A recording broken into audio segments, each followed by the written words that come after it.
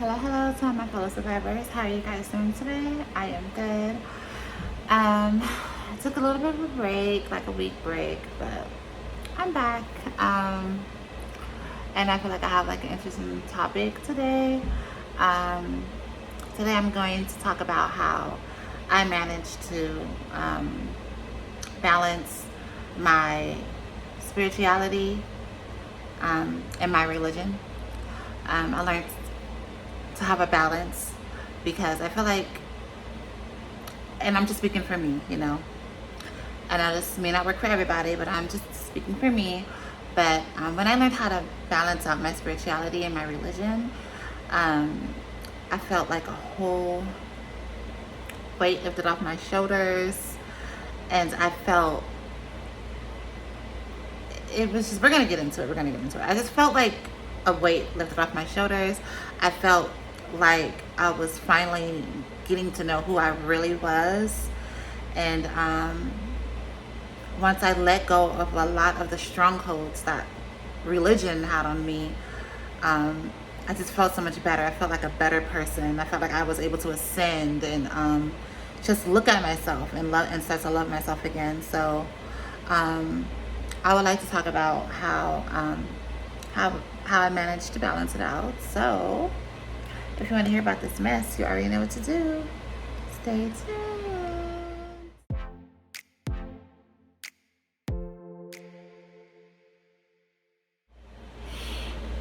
Okay, so I'm just going to start with how I feel that it is important to balance the two because when you're spiritual, for me, I feel like it's easier. It's just easier on me. I still keep my connection to the Most High God. I definitely believe in God 100%, but it's not to the point where I'm being weighed down. It's not to the point where I'm going through life feeling suffocated. I'm feeling like I have a stronghold on me. I feel like as I'm managing spirituality and religion, I feel like I could. My view of life is different. I don't feel weighed down. I feel more free. I feel like I'm repeating the same thing. I'm just really trying to understand, like, get you guys to understand. I just feel more free. I feel like I could still have my relationship with the Lord and still connect with like the holy angels, and I don't have to um, suppress who I really am. Um, when I was really fully into religion, I didn't do a lot of things. I followed a lot of rules, and there's nothing wrong with that. But I think I told you guys before, I didn't wear pants. I'm still not wearing pants, but you know, I don't know. But I'm still not wearing. I didn't wear pants. Um, I had to follow like a lot of rules when it came to like just things that women should do. Um, it's just a lot of rules I had to follow. And I did it for some years. I did it for 10 years. Like I told you guys, I was a part of a religious group, and they had very, very strict rules. And in the midst of that group I was in, and my marriage and all that stuff, it was very hard. You lose yourself, because you're trying to meet standards that people are telling you is the standards of God. And they read your scriptures and stuff like that, and a lot of things that they say aren't in the scriptures. So when you're so connected to religion and connected to the Bible, and you feel like you're going against the Bible, you will feel guilty. I just remember always feeling guilty. If a day go by and I didn't study the Bible, I would feel guilty. If I know that I'm having certain thoughts in my head that I shouldn't have, I will start to feel guilty. I just feel like I've always felt guilty, and because, you know, when men connect to that book, they use it. They use it to their advantage, and they use it as a weapon. I know in my situation, people I was around definitely use the Bible as a weapon, especially when it comes to things like the role of a woman. And I'm not gonna lie to you, I that is what really captivated me, because when you read the Bible and it does talk about the roles of a woman, it's very, very powerful, very inspirational. So I definitely love those scriptures, and they resonated with me for sure, because I do believe in things like submission and things like that. I don't think there's anything wrong with submitting to the right person and a good person. I think there is power in submission when it comes to a woman, and I know not everybody believes in that. I know people gonna be like, oh, you will pick me and all that stuff, but it's not about that. It's just about my personal beliefs, and this is like a religious group or not, is that there is power in submission to a good person because it keeps a balance in the home. And I believe in balance in the home. So I believe in women being feminine and staying in their feminine spirit. I believe that makes a woman powerful. Those are my beliefs. So when I was in the group, those beautiful scriptures that's in there, they were used to really bring a woman down, and they were used to what's that word I'm looking for? What's that word? What's that word that people? I'm sorry, oppress. Oppress is the word that I was looking for. I just didn't want to keep on camera, so I had to cut it off and think. Oppress. They were definitely used to oppress a woman, for sure. And I know if anybody that was in the group will be watching this, they'll be saying, "Oh no, she's not. She's the devil, Jezebel." They were definitely used to oppress a woman. I'm not gonna go in that deep. I'm not gonna use any names, but I'm just gonna speak for me, Tara. Okay, Tara definitely felt oppressed in her marriage. She did, because my ex had scriptures. He had scriptures in his pocket that he would use. He would just pull them out like a damn gun, because the Bible was definitely a weapon for him. He had them strapped for me, for sure. And I got the Bible right here next to me because I want to share with you guys what I went through and why I'm saying that I definitely had to balance out my spirituality and religion, because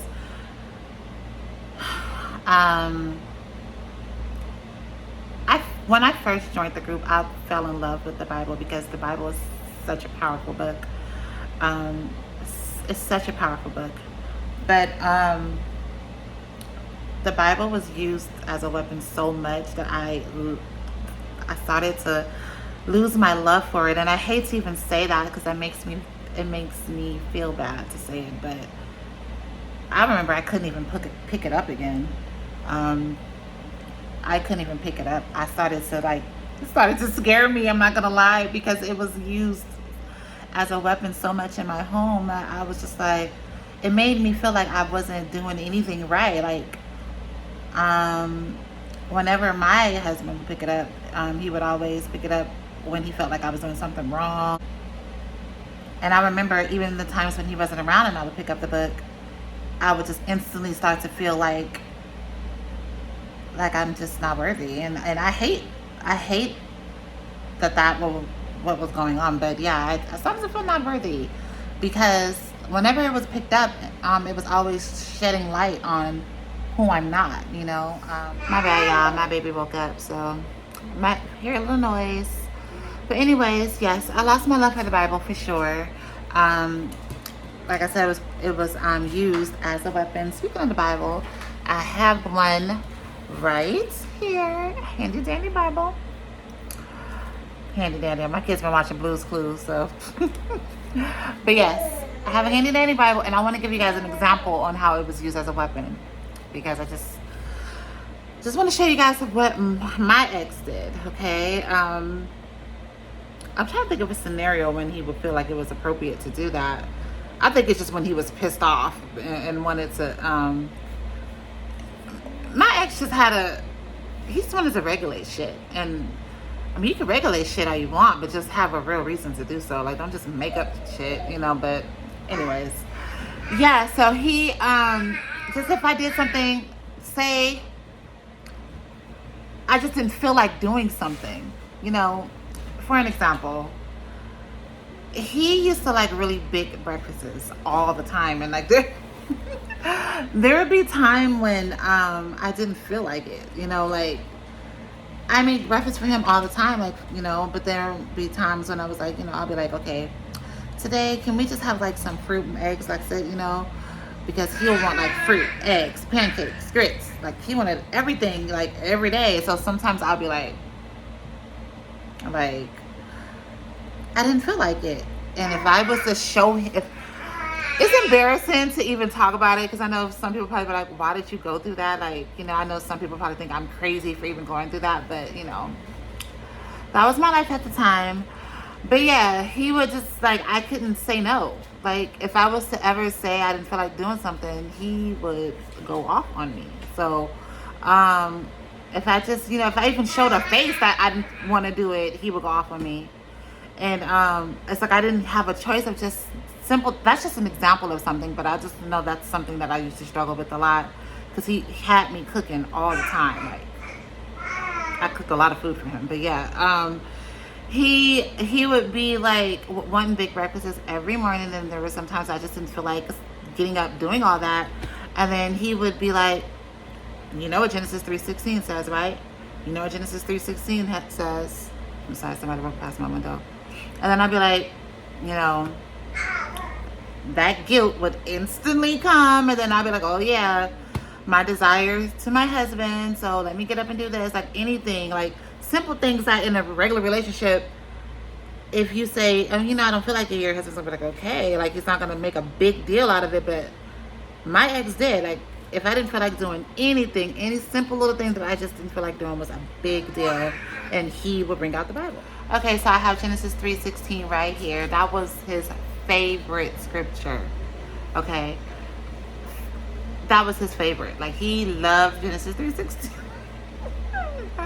That was his favorite. He loved Genesis 3:16. Like I guess he knew that. I guess he knew that worked on me. I must love it too, because every time he just loved it. But yeah, Genesis 3:16.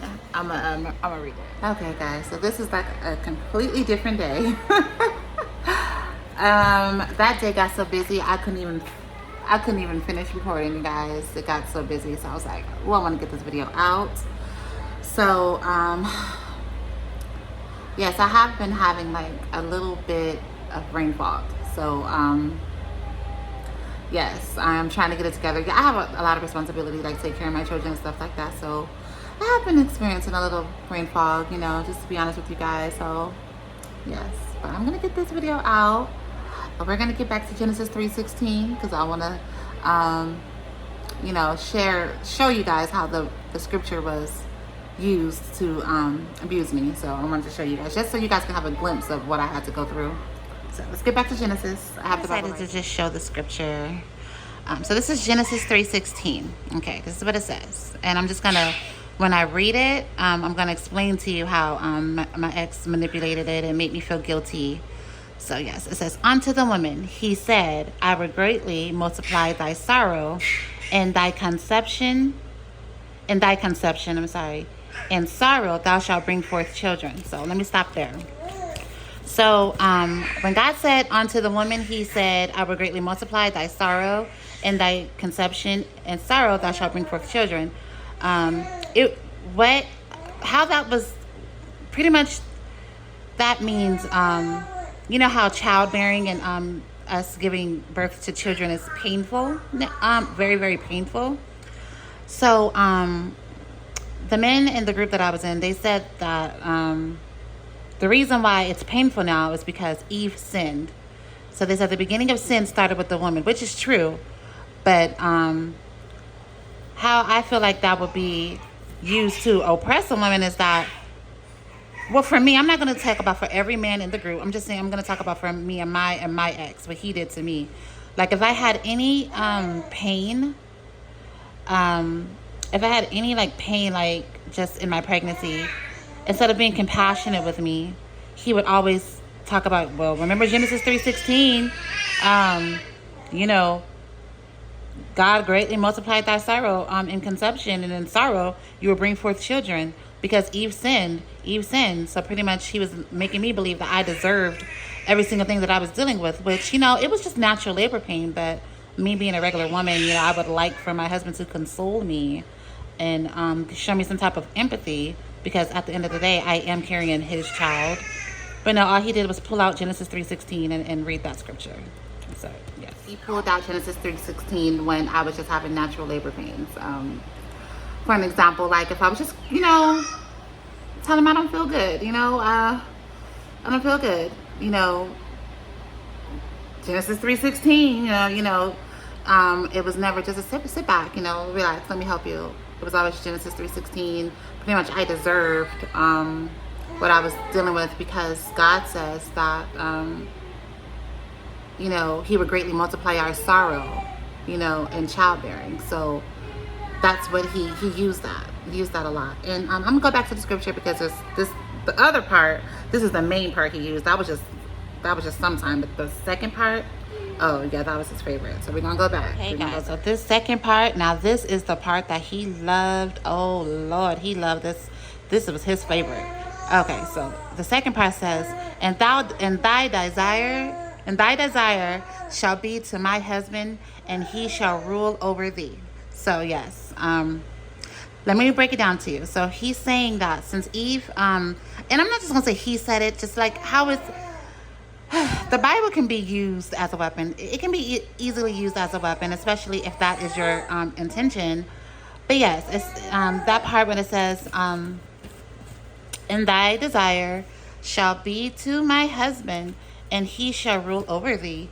Yeah, he loved that. So whenever he was just doing anything, like things that didn't even make any damn sense, just unnecessary anger, unnecessary, just unnecessary things, that, and if I ever tried to stick up for myself, or just not want to do something, just simple things like I talked about in the beginning, like just didn't want to make a breakfast because I just maybe was tired, it would be, and thy desire should be to thy husband, right? Your desire should be to your husband, right? He would say that, and he shall rule over thee, right? Like that's the type of stuff that he would do. Yeah, so pretty much, yeah, that part he loved, the especially the he shall rule over thee. He loved that. He loved that. Yeah, so that that scripture was definitely used in the house all the time for unnecessary things. So yeah, like I said, the Bible is a very powerful book, and it can definitely be used to enslave some people. I mean, it was used in slavery to enslave slaves, yeah, that's why for me, I'm gonna keep stretching for me, it was very, very important for me to balance out my spirituality and religion, because when I was strictly just religious based, strictly off the book, yeah, I was very, it wasn't it was very hard. It's like it was a lot of weight on my shoulders to live up to something that I guess I just couldn't. And to be honest with you, I don't want to toot my own horn, but I was a pretty decent woman to that man. So I don't believe it was really because of me. I think it was just, he used it to control me, he just used it to control me. His intentions wasn't good. So that's why you really have to be careful. You got to be careful, because sometimes people's intentions aren't good, whether they claim to love God or not. My ex, his intentions was not good, and he used this book to his advantage. He used it to his advantage on a high level. So I just want to let any woman, any man, any woman, the Bible can be used to control you. It definitely could. And I know people are going to say, well, the scripture's in there. The scripture's in there. Yes, it's in there. But if somebody's intentions is not good and they're and not pure, it don't matter if the scripture's in there or not. It's being used as a weapon, and that's not good. Don't give a damn if the scripture's in there. Yeah, it does say that a man should rule over her. A man should rule over their wife. Yeah, he probably should rule over his wife. But if he's an asshole, a narcissistic abuser, he should probably go sit down somewhere, But yeah, let's continue. Okay, so another scripture that was being used a lot was Ephesians 5:22. I love Ephesians 5:22. I love it. I think it's beautiful. I do. I love it, and I think that it's true. Um, but like I said, everything is energy. Everything is energy. Something beautiful can be easily become ugly when the intentions behind it is not pure. And that's with anything. That is with anything. I could sit back and tell you 1,000 things that sound great and wonderful and amazing.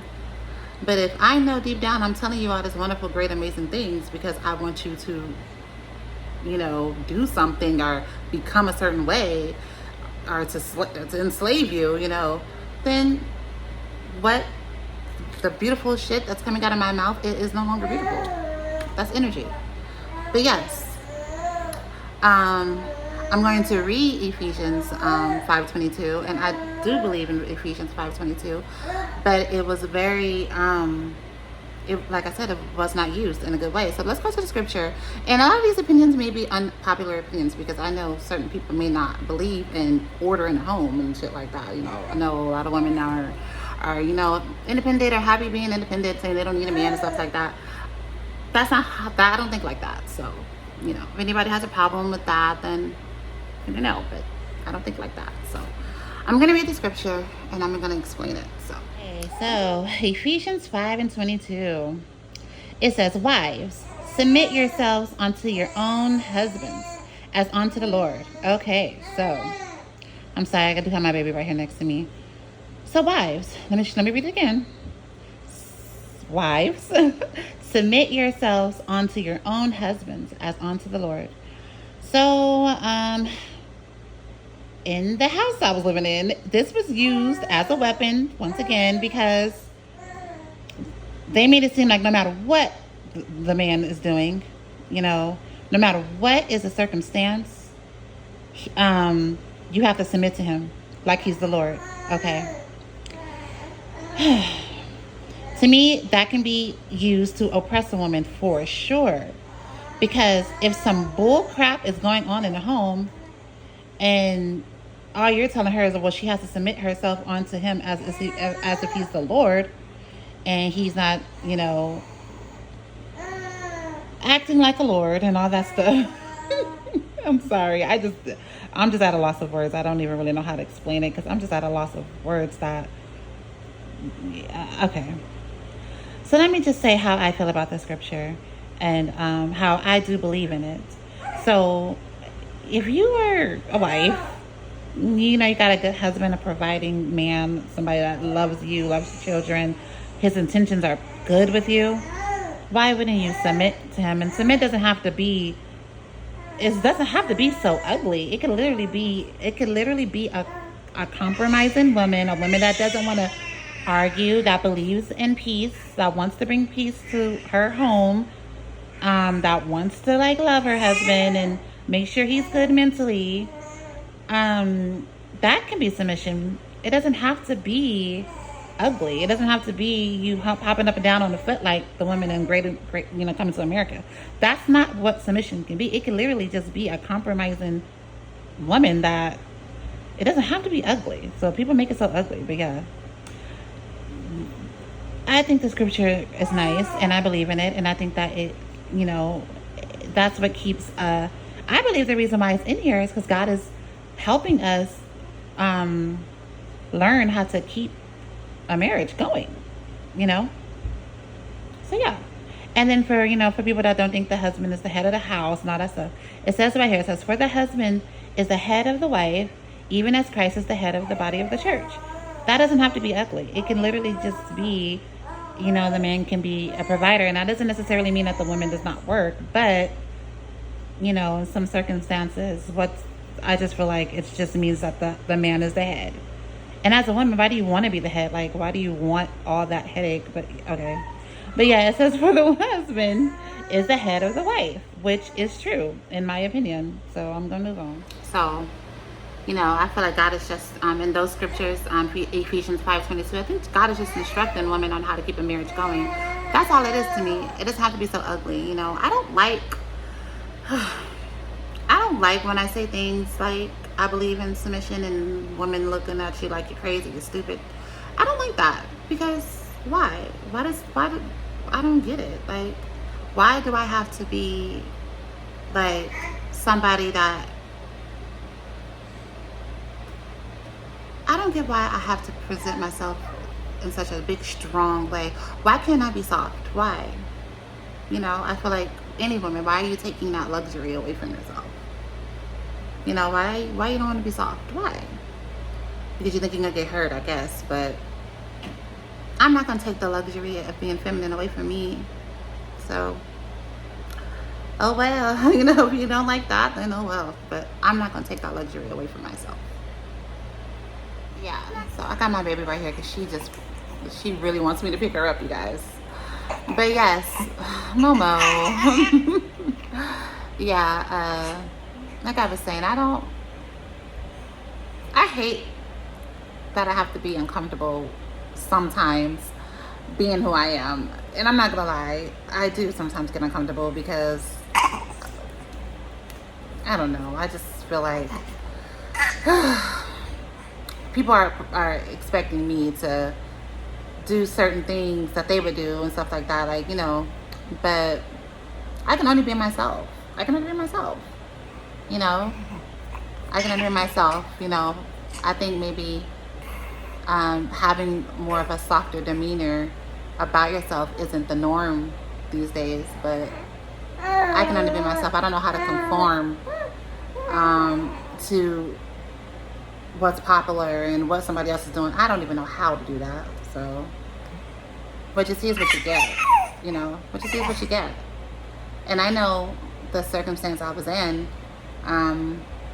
somebody might look at me and be like, well, look what you just went through. Maybe it's because you were acting like a doormat or something like that. But one thing that I believe is that you're never supposed to let what somebody else did to you stop you from being who you are. You know, I'm not going to turn into this big, strong woman just because I ran across one guy that was an asshole.